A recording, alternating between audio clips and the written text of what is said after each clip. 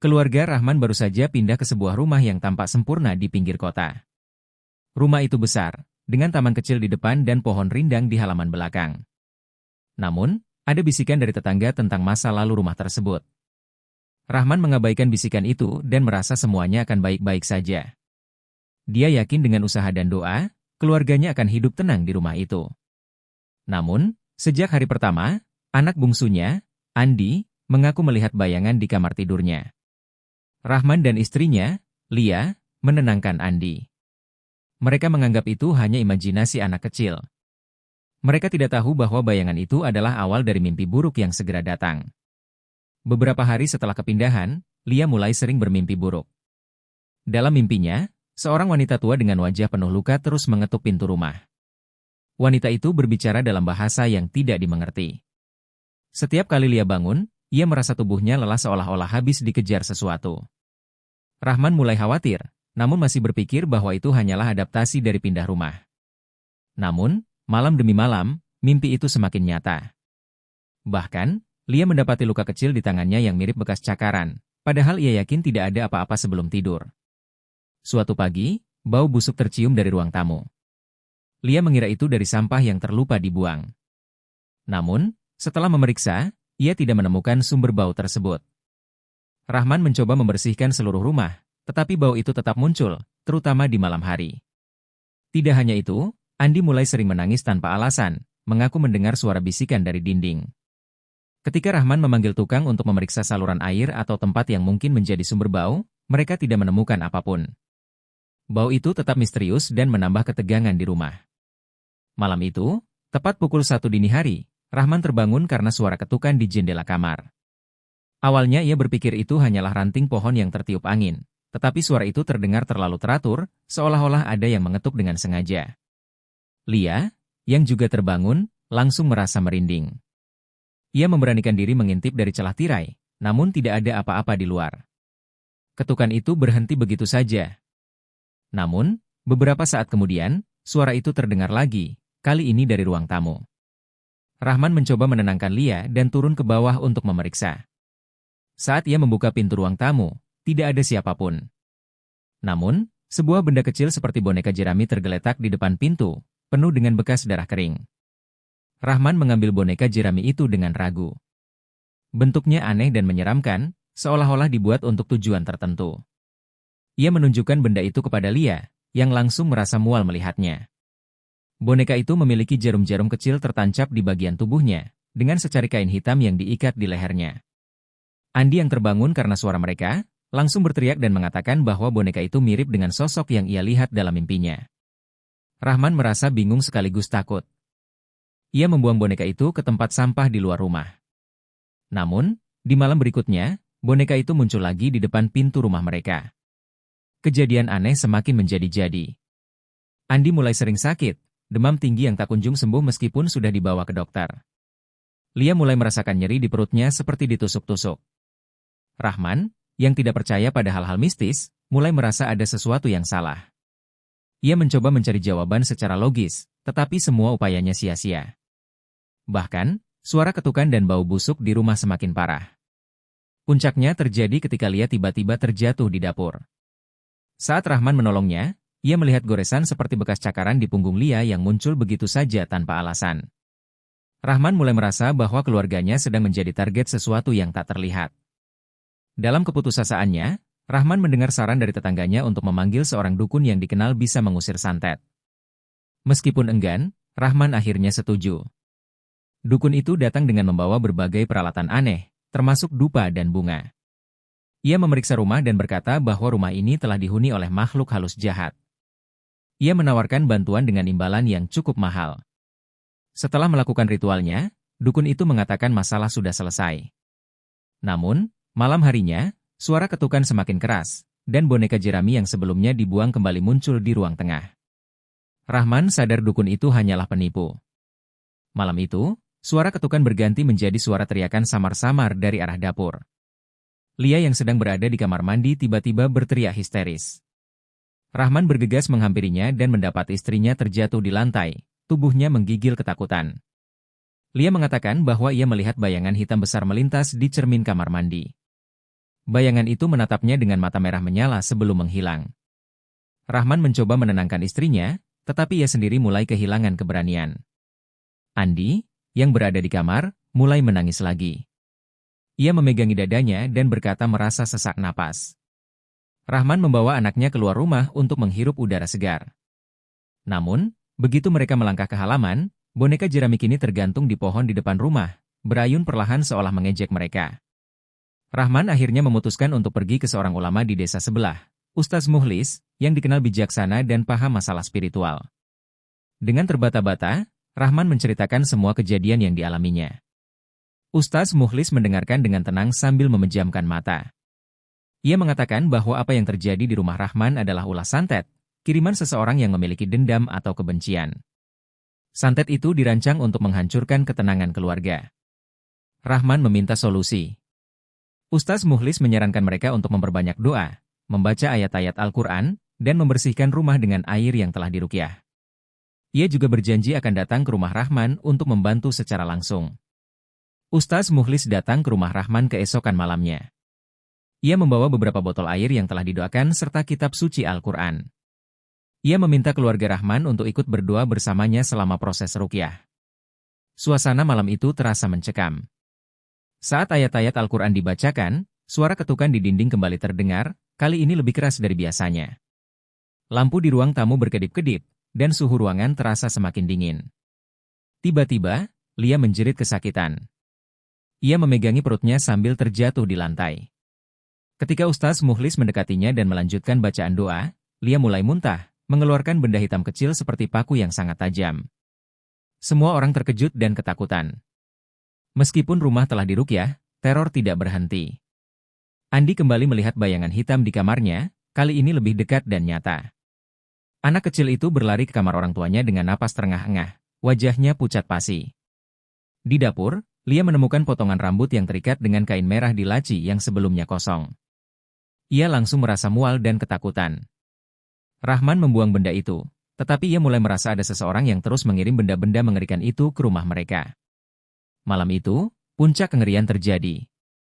Suara tangisan terdengar dari loteng, padahal tidak ada siapapun di sana. Ketika Rahman memberanikan diri naik ke loteng, ia menemukan boneka jerami yang sama tergantung di tengah ruangan, dengan jarum baru tertancap di bagian kepalanya. Rahman tidak lagi bisa tinggal diam. Ia mulai bertanya kepada tetangga sekitar tentang masa lalu rumah itu. Salah satu tetangga yang sudah tua, Pak Surya, akhirnya bercerita bahwa rumah itu pernah dihuni oleh seorang wanita bernama Nyai Rahayu, yang terkenal sebagai dukun santet di masa lalu. Menurut Pak Surya, Nyai Rahayu meninggal karena dibakar massa setelah dianggap membahayakan warga. Namun, sebelum meninggal, ia mengutuk siapapun yang tinggal di rumah itu akan menerima balasannya.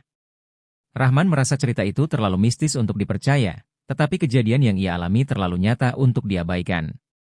Rahman mulai berpikir apakah ada orang yang memanfaatkan kutukan itu untuk menyerang keluarganya. Dengan tekad yang semakin kuat, ia meminta bantuan Ustaz Mukhlis untuk melacak siapa yang sebenarnya mengirim santet tersebut. Setelah mendengar kisah Pak Surya, Rahman kembali menemui Ustaz Mukhlis. Ia menceritakan semua hal aneh yang terjadi dan meminta Ustaz untuk membantu mengungkap siapa yang mengirim santet tersebut. Ustaz Mukhlis menyarankan agar Rahman lebih mendekatkan diri kepada Allah melalui ibadah dan sabar menghadapi cobaan ini. Beliau juga mengatakan bahwa seringkali santet dikirim oleh orang yang memiliki dendam atau iri hati. Ustaz berjanji akan mencari tahu siapa yang menjadi dalang di balik semua ini dengan bantuan doa dan istikharah. Malam itu, Ustaz Mukhlis kembali ke rumah Rahman untuk membaca doa-doa pelindung. Ia meminta Rahman dan Lia membaca surat-surat tertentu sebelum tidur. Namun, saat sedang melafalkan ayat-ayat suci, tiba-tiba angin kencang menerpa ruang tamu, dan suara jeritan mengerikan terdengar dari arah dapur. Keesokan paginya, Lia membersihkan dapur setelah kejadian malam sebelumnya. Di sudut lemari, ia menemukan sehelai kain lusuh berwarna hitam dengan bercak darah kering. Kain itu terlipat rapi, tetapi tampak menyeramkan. Rahman memutuskan untuk membawa kain itu ke Ustaz Mukhlis. Setelah diperiksa, Ustaz mengatakan bahwa kain tersebut kemungkinan besar adalah media santet yang dikirim ke rumah mereka. Ia meminta Rahman untuk tidak menyentuhnya lagi dan langsung membakar kain tersebut setelah membacakan doa pelindung. Namun, saat kain itu dibakar, suara tangisan perempuan terdengar di sekitar rumah.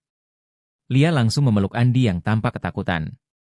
Bau busuk menyebar di seluruh rumah, dan Rahman mulai menyadari bahwa semakin mereka mencoba melawan, semakin kuat teror yang datang. Setelah melakukan istikharah, Ustaz Mukhlis akhirnya mendapat petunjuk mengenai siapa yang mungkin menjadi pelaku di balik semua kejadian ini. Ia menyebut nama Bu Marni, seorang tetangga dekat Rahman yang dikenal sering iri pada kesuksesan orang lain. Rahman awalnya tidak percaya. Bu Marni tampak ramah setiap kali mereka bertemu. Namun, Rahman teringat bagaimana Bu Marni pernah menyindir kepindahan mereka ke rumah baru dengan nada yang tidak enak didengar. Ustaz Mukhlis menyarankan Rahman untuk tidak langsung menuduh, melainkan menguatkan perlindungan spiritual bagi keluarganya. Rahman mulai mengingat kembali setiap interaksi dengan Bu Marni. Ia semakin yakin bahwa Bu Marni mungkin menyimpan dendam atas sesuatu. Lia pun mendukung keputusan Rahman untuk tetap bersabar dan tidak gegabah, tetapi ketakutan mereka semakin nyata dengan setiap teror baru yang muncul. Malam itu, keluarga Rahman berusaha menjalani rutinitas seperti biasa. Namun, tepat pukul 2 dini hari, suara langkah berat terdengar di dalam rumah. Rahman bangun dan mengecek setiap ruangan, tetapi tidak menemukan siapapun. Saat kembali ke kamar, ia menemukan Lia sedang berdiri di sudut dengan tatapan kosong. Tubuhnya kaku, dan mulutnya berkomat-kamit seperti melafalkan sesuatu. Rahman segera mengguncang tubuh istrinya, tetapi Lia tidak merespons. Rahman membaca doa dengan keras, dan perlahan Lia kembali sadar. Ia menangis histeris, mengatakan bahwa ia merasa ada sosok wanita tua yang menariknya ke dalam kegelapan. Rahman merasa semakin tidak berdaya, tetapi ia tahu bahwa ia harus tetap kuat demi keluarganya.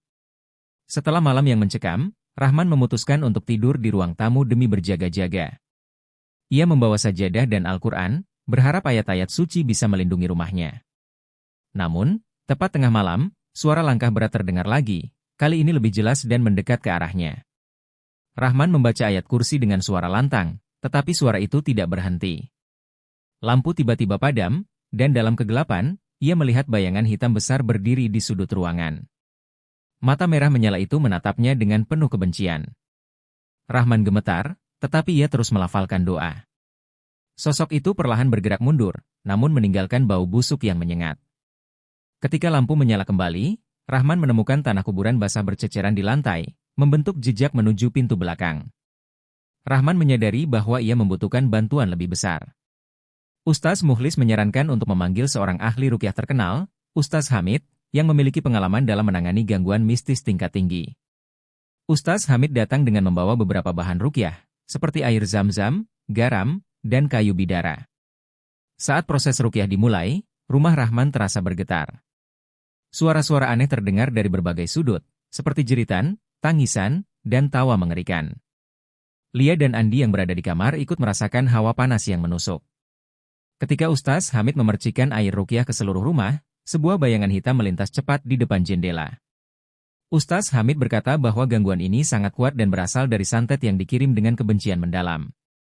Namun, ia meyakinkan Rahman bahwa doa dan iman bisa mengalahkan semuanya. Setelah malam yang penuh ruqyah, Rahman akhirnya mendapat keberanian untuk berbicara langsung dengan Bu Marni. Ia mencoba mendekati dengan tenang, berharap bisa menemukan kebenaran tanpa memancing amarah. Bu Marni awalnya tampak canggung, tetapi kemudian menunjukkan wajah penuh dendam. Ia mengungkapkan bahwa ia memang merasa iri dengan kebahagiaan Rahman dan keluarganya. Namun, ia membantah telah mengirim santet. Ia menyebutkan seseorang bernama Pak Wiryo, dukun tua di desa sebelah, yang katanya, ia sudah tahu semuanya. Rahman kembali menemui Ustaz Mukhlis untuk membahas apa yang harus dilakukan. Ustaz menyarankan untuk tidak menemui Pak Wiryo secara langsung, karena bisa memancing konflik lebih besar. Sebaliknya, ia menyarankan Rahman untuk lebih memperkuat perlindungan spiritual keluarganya sambil memutus mata rantai santet dengan doa dan kesabaran. Malam itu, gangguan mencapai puncaknya. Semua lampu di rumah padam, pintu-pintu berderi tanpa henti, dan suara langkah berat terdengar di atap. Lia memeluk Andi erat-erat, sementara Rahman mencoba menenangkan keluarganya dengan doa. Ketika Rahman membuka pintu depan untuk memeriksa, ia melihat boneka jerami baru yang lebih besar, dengan wajah menyerupai Lia. Boneka itu tergantung di pohon dengan tali yang berlumuran darah segar. Rahman segera membakar boneka itu, tetapi api sulit menyala, seolah-olah ada kekuatan yang menahannya. Rahman memanggil Ustaz Hamid dan Ustaz Mukhlis. Mereka datang bersama beberapa santri untuk melakukan doa bersama di rumah itu. Saat mereka melafalkan ayat-ayat suci dengan lantang, suara jeritan panjang terdengar, dan rumah Rahman kembali tenang. Para ulama meyakinkan Rahman bahwa santet itu telah karena seringkali pelaku santet tapi mereka memperingatkan bahwa kekuatannya mulai melemah lagi. Rahman pun berkomitmen untuk terus memperbanyak doa dan menjaga keluarganya dari segala kemungkinan bahaya. Di malam yang dingin, Rahman terbangun oleh suara ketukan keras di pintu depan. Ia membuka pintu perlahan, hanya untuk menemukan boneka jerami baru tergeletak di depan pintu, kali ini disertai tulisan, "Belum selesai." Tulisan itu tertoreh di selembar kain merah yang berlumuran darah. Rahman langsung menelepon Ustaz Mukhlis, yang segera datang bersama Ustaz Hamid. Mereka mengatakan bahwa ini adalah tanda dari pelaku yang belum menyerah. Boneka itu dibakar, tetapi saat proses pembakaran, suara tangisan kembali terdengar. Kali ini, suara itu terdengar semakin jauh, seolah-olah perlahan-lahan menghilang. Ustaz Hamid mengatakan bahwa ini mungkin adalah perlawanan terakhir dari pelaku, tetapi mereka harus tetap menjaga ibadah dan doa agar energi negatif tidak kembali menyerang. Rahman mulai merasa ada secercah harapan, meskipun ancaman itu masih terasa menggantung. 2 hari setelah kejadian boneka terakhir, Bu Marni tiba-tiba mendatangi rumah Rahman. Wajahnya tampak lesu, dan tubuhnya gemetar. Ia berdiri di depan pintu dengan tatapan kosong, seolah-olah ingin mengatakan sesuatu tetapi ragu. Rahman mempersilakan Bu Marni masuk. Setelah duduk beberapa saat, Bu Marni akhirnya membuka suara. Ia mengakui bahwa ia memang meminta bantuan Pak Wiryo untuk mengirim santet ke keluarga Rahman. Alasannya sederhana tetapi menyakitkan, rasa iri. Ia merasa tidak tahan melihat Rahman dan keluarganya hidup bahagia sementara ia merasa hidupnya selalu dilanda kesulitan. Bu Marni menangis tersedu-sedu, meminta maaf dan memohon agar Rahman tidak melaporkannya. Rahman yang semula marah besar berusaha menahan emosinya. Ia meminta waktu untuk berdiskusi dengan Ustaz Mukhlis sebelum memutuskan langkah selanjutnya.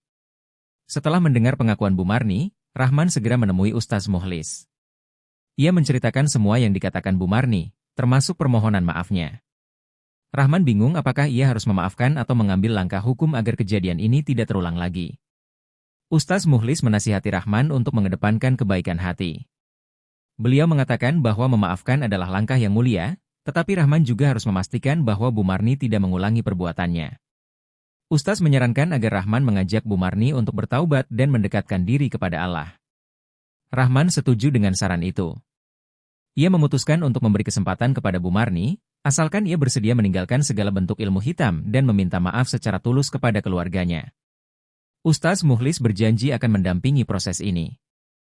Namun, saat kabar ini sampai ke Pak Wiryo, dukun itu merasa dihina. Ia datang ke rumah Bu Marni dan memarahi wanita itu karena dianggap mencemarkan nama baiknya.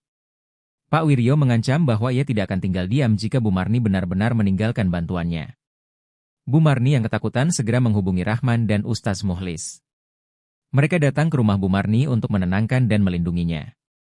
Ustaz Mukhlis mengatakan bahwa ancaman Pak Wiryo hanyalah cara untuk menanamkan rasa takut, dan itu tidak akan memiliki kekuatan jika mereka terus berpegang pada keimanan.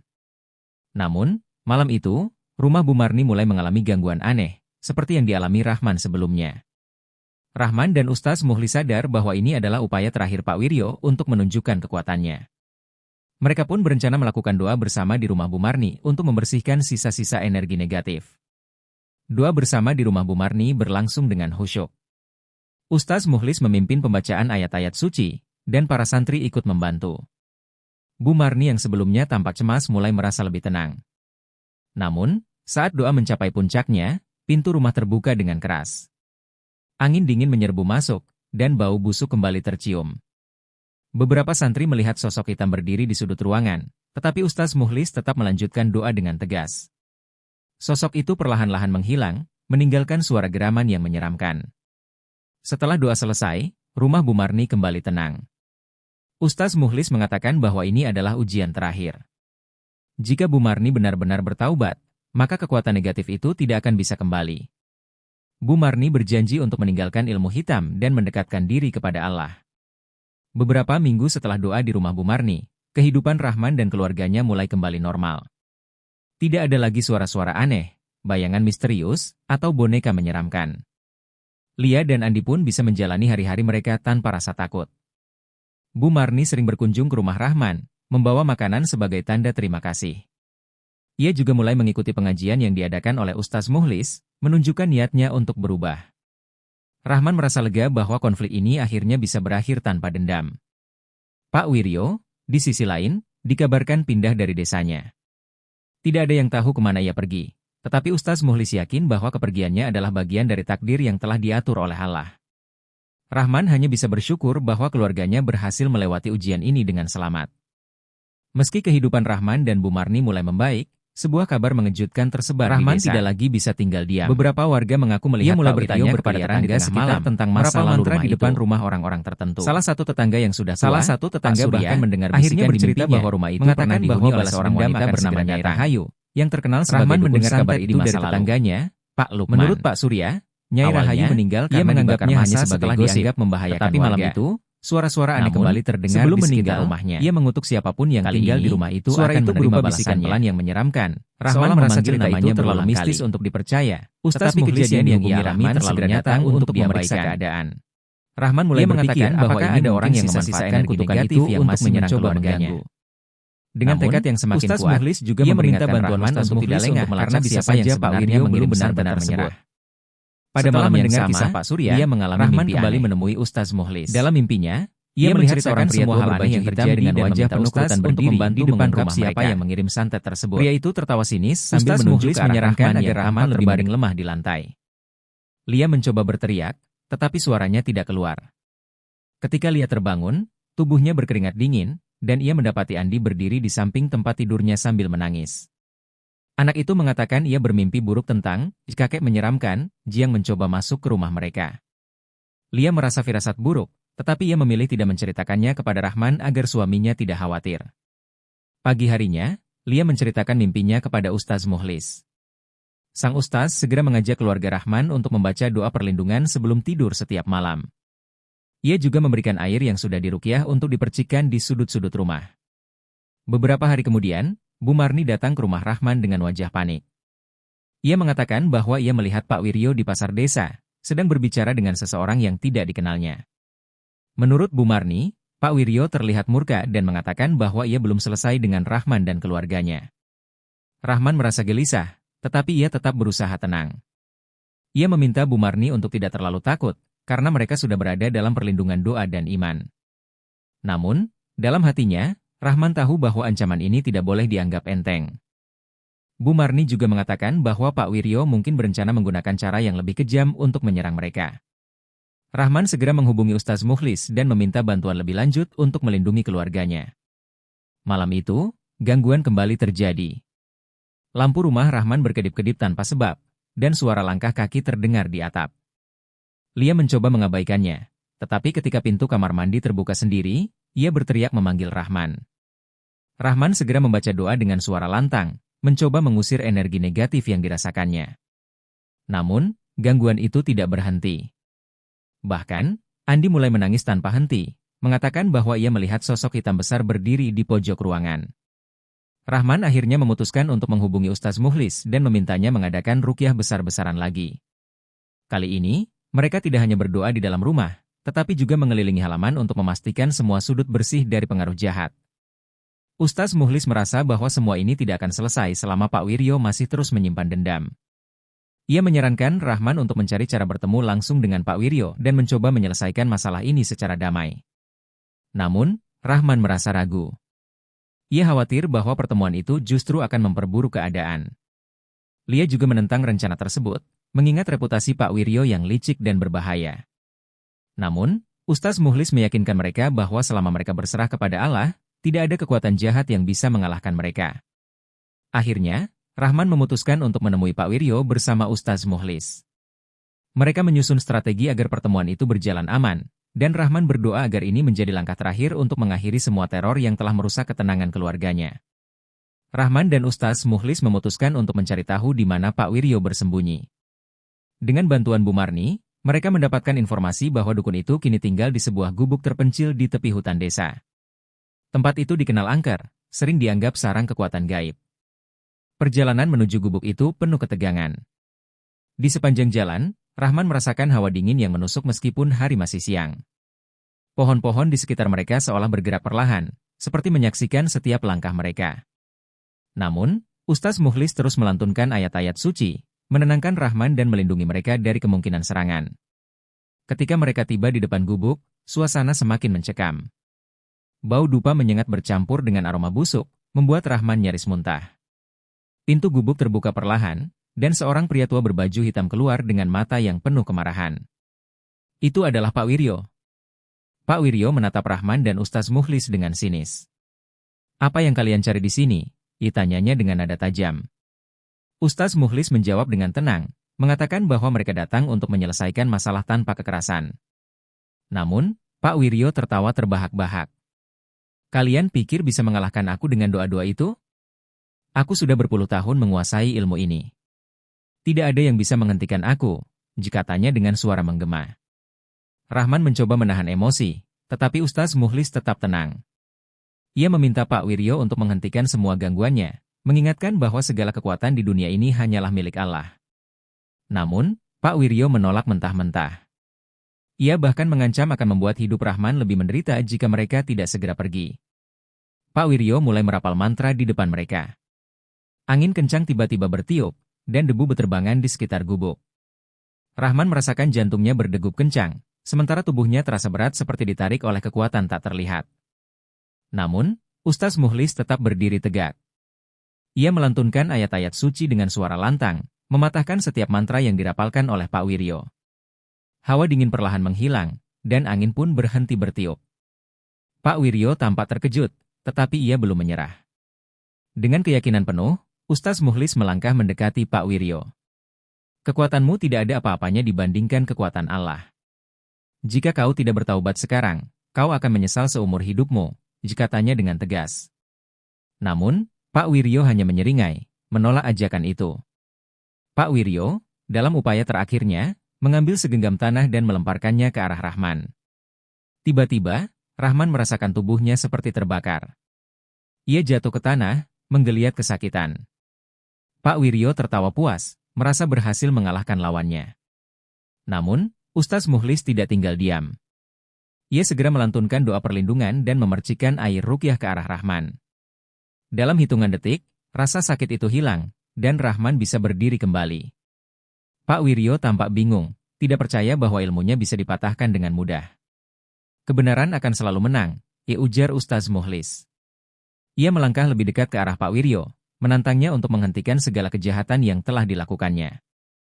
Namun, Pak Wiryo justru mengambil langkah mundur, mulai merasa terpojok. Dalam kondisi terdesak, Pak Wiryo mencoba melarikan diri ke dalam hutan. Namun, langkahnya terhenti ketika tubuhnya tiba-tiba terasa berat. Ia jatuh berlutut, seolah ada kekuatan yang menahannya. Ustaz Mukhlis mendekat dan berkata, "Ini adalah peringatan terakhir untukmu.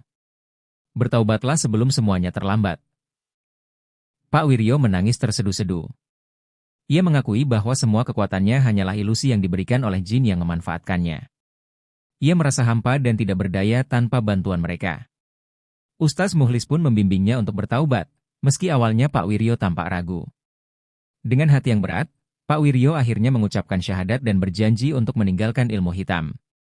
Ia meminta maaf kepada Rahman atas semua gangguan yang telah ia lakukan.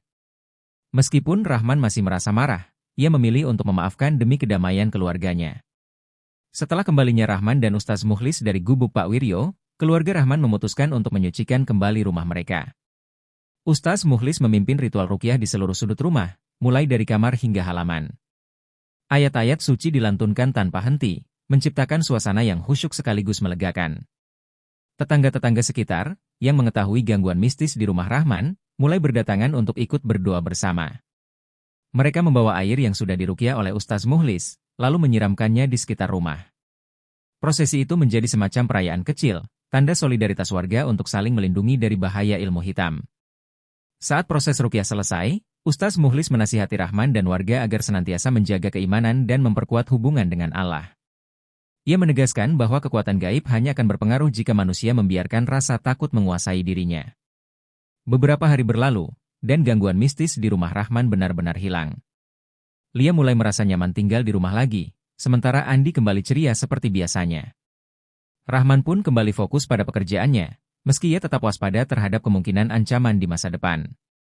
Bu Marni, yang sebelumnya takut untuk keluar rumah, mulai berani berjalan-jalan di sekitar desa.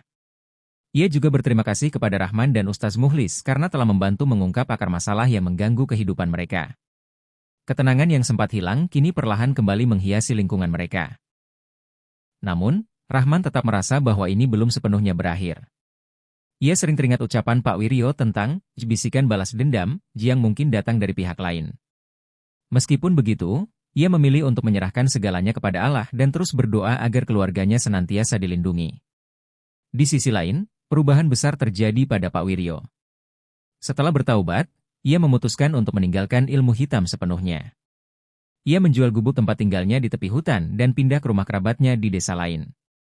Kehidupannya yang dulu penuh dengan tipu daya dan kebencian kini ia gantikan dengan ibadah dan penyesalan.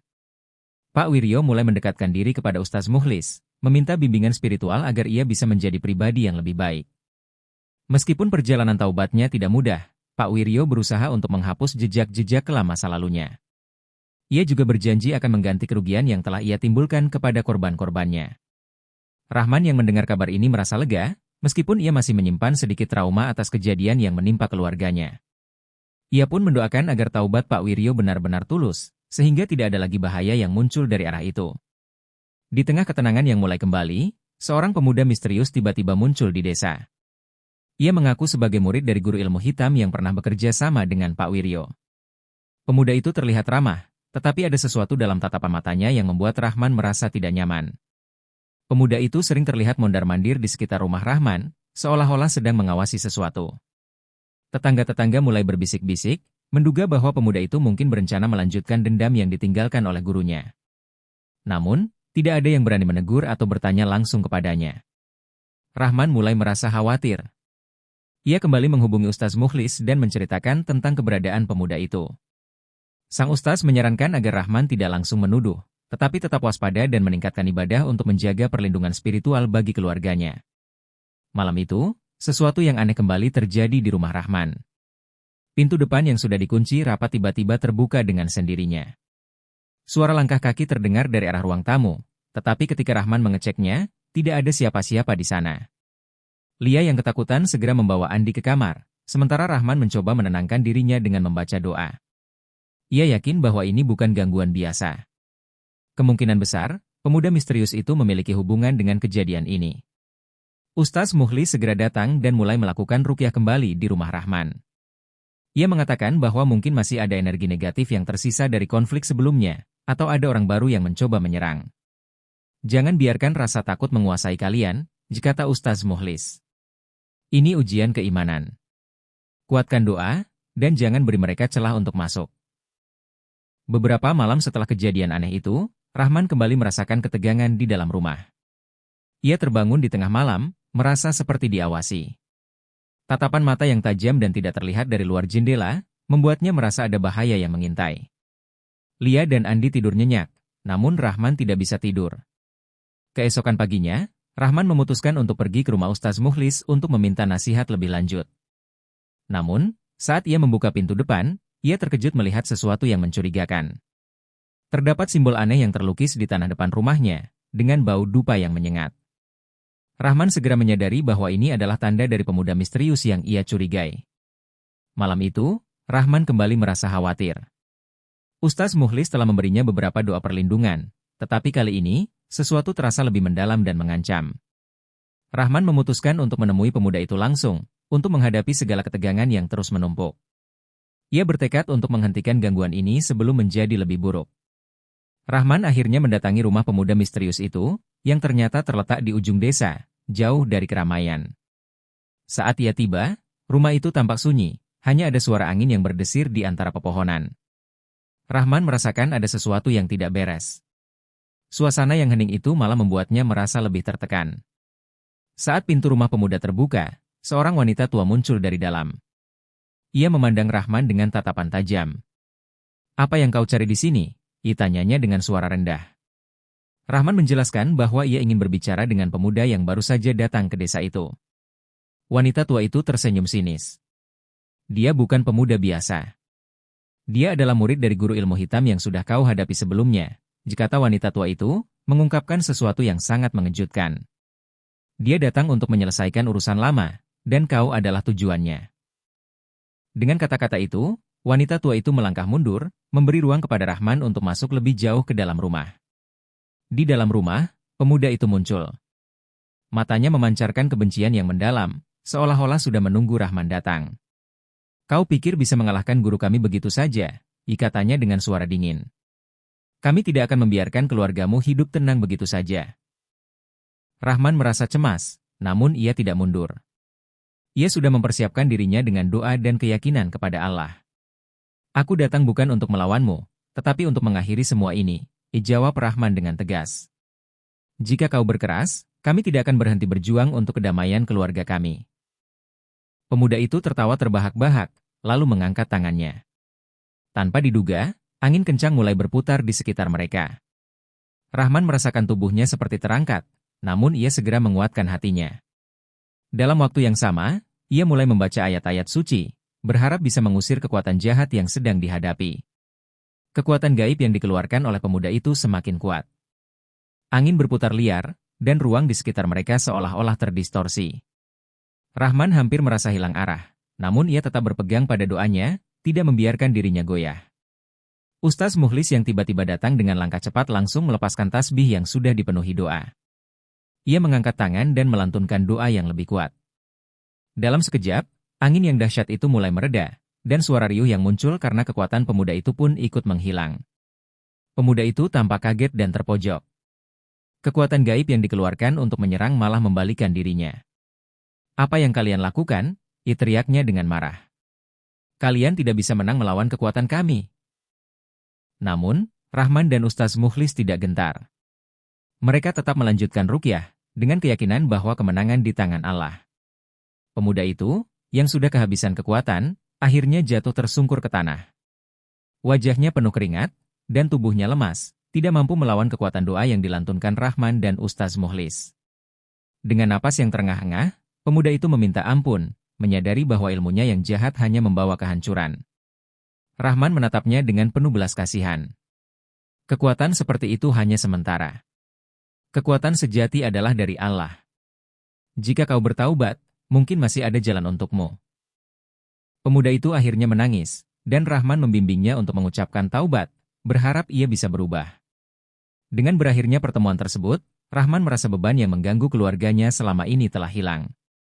Mereka kembali ke rumah, merasakan ketenangan yang sebelumnya sempat hilang. Namun, Rahman tahu bahwa ujian seperti ini mungkin akan datang lagi. Ia dan keluarganya harus tetap kuat, menjaga iman, dan selalu berdoa kepada Allah.